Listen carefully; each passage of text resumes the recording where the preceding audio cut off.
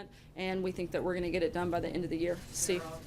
Based on Ambassador Haley's speech yesterday at the UN and the president's tweet this morning, does this administration now advocate regime change in North Korea?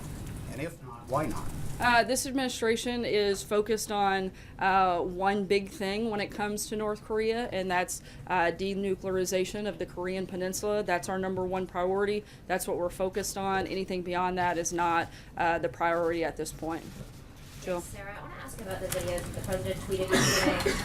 Firstly, does the president feel that he has an obligation to ensure that the information that he shares on his Twitter feed to millions of people is accurate? I think the president feels that bringing up important issues of our time, like extreme violence and terrorism, are important to do. That was what he was doing in that process, and I think he's going to continue to do that in a number of venues, whether it's through speeches, whether it's through Twitter or other social media platforms. Does he understand, though, that sharing those videos might incite violence against Muslims? And does he understand that he's elevated a fringe political group that many people outside of Britain didn't even know about until Look, I think what he's done is elevate the conversation to talk about a real issue and a real threat, and that's extreme violence and extreme terrorism, something that we know to be very real and something the president feels strongly about talking about and bringing up and making sure is an issue every single day, that we're looking at the best ways to protect Americans. John?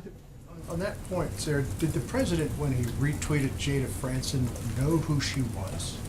No, I don't believe so, but I think he knew what the issues are, and that is that we have a real threat of extreme violence and terrorism, not just in this country, but across the globe, particularly in Europe, and that was the point he was making, and I don't really have much to add beyond that. Alex? Sarah. Yesterday, the president tweeted that NBC should terminate Joe Scarborough because of a, quote, unsolved mystery that took place in Florida years ago.